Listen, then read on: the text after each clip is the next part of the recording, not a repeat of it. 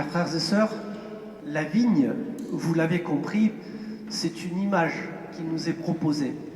Et Dieu merci, dans les textes que nous avons entendus, nous avons même des clés de compréhension de cette image, des clés d'interprétation qui nous sont proposées pour comprendre de quoi l'on parle quand on parle de la vigne. En effet, vous avez entendu dans la première lecture, on nous dit clairement que la vigne c'est Israël et le plan que Dieu chérissait, c'était les hommes de Juda. On a là un axe de compréhension de ce qu'est la vigne du Seigneur. C'est le peuple avec lequel le Seigneur a choisi de faire alliance, avec lequel le Seigneur veut établir une relation vivante, une relation d'amour. Cet amour qui vient de lui et qu'il espère en retour. Ça, c'est ça la vigne. Et puis nous avons entendu aussi dans le psaume, la vigne que tu as prise à l'Égypte, tu la replantes en chassant des nations. Vous voyez très bien à quoi ça fait référence à la sortie d'Égypte avec Moïse. Et là, bien sûr, c'est le peuple d'Israël qui était en exil en Égypte et qui va pouvoir retourner chez lui, guidé par le Seigneur qui est là aussi comme un guide fidèle auprès de son peuple. Voilà ce qu'est la vigne. Et si on veut élargir un petit peu cette compréhension, on pourrait dire un peu plus largement que la vigne, c'est aussi le royaume de Dieu. C'est parce que cette vigne, nous le savons, elle est appelée à être implantée au milieu de nous. Hein, les plants de la vigne, c'est nous. Et avec le Seigneur comme partenaire de notre existence, qui se plaît à nous donner son esprit pour que nous vivions de sa parole, que nous essayions, voilà, c'est ça un petit peu les fruits que le Seigneur attend de sa vigne. Et puis vous avez entendu dans ce passage de l'Évangile que Jésus nous donne, eh bien, ça ne se passe pas comme le Seigneur l'attendait. Et ce que j'aimerais souligner au passage, frères et sœurs, c'est regarder le soin que Dieu prend par rapport à sa vigne. Regardez les belles images qu'on nous donne déjà dans le prophète Isaïe, le soin qu'il prend dépierrer un terrain. Vous avez déjà fait ça dans votre vie? C'est très fastidieux comme job, comme boulot, comme travail, de lever pierre par pierre les pierres du terrain, de faire un enclos, une clôture pour protéger la vigne. Regardez tout le mal pour construire une tour. Regardez tout le mal, tout le soin que le Seigneur prend par rapport à cette vigne. Et cela nous parle du soin que le Seigneur prend par rapport à chacun de nous, frères et sœurs. Par rapport à chacun de nous. Et puis on retrouvera ça dans l'Évangile, au début de l'Évangile, lorsque Jésus nous parle de ce propriétaire. Vous l'avez compris, le propriétaire dont on nous parle là, c'est le Seigneur. C'est Dieu qui est propriétaire de cette vigne. Merci. Et ce qui est fabuleux, c'est que le Seigneur confie sa vigne à des êtres humains, à des hommes. Il sait qu'on n'est pas parfait, vous en doutez, vous ne tracassez pas avec ça, il sait bien qu'on n'est pas parfait. Et malgré tout, il fait le choix de nous confier sa vigne. Une sacrée responsabilité.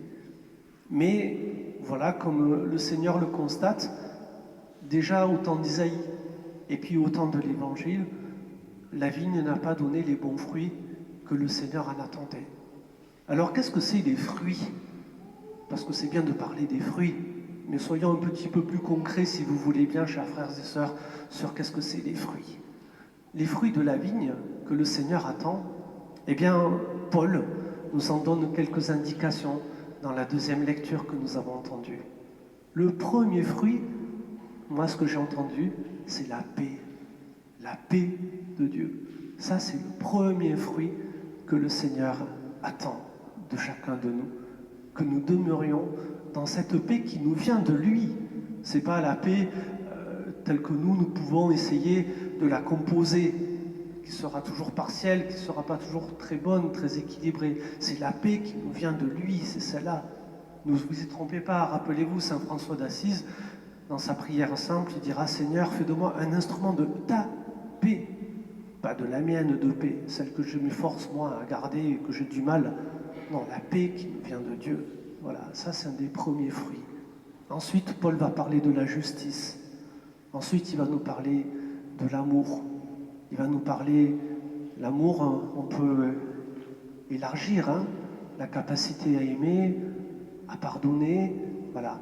Et puis, vous avez vu, la manière dont on va répondre, c'est par la violence. Quand le maître de la vigne envoie ses 3 premiers serviteurs, vous avez vu ce qui se passe, on frappe le premier, on tue le deuxième et on lapide le troisième. Que de la violence, frapper, tuer, lapider. Est-ce que c'est comme ça que nous répondons à tous les biens, à tous les bienfaits que le Seigneur s'échine à déployer pour chacun de nous? C'est une sacrée question, frères et sœurs. Et il faudrait être en vérité par rapport à cela. Je pointe un petit peu cela parce que nous avons eu un magnifique concert vendredi soir. On en parlait avec André juste avant la messe.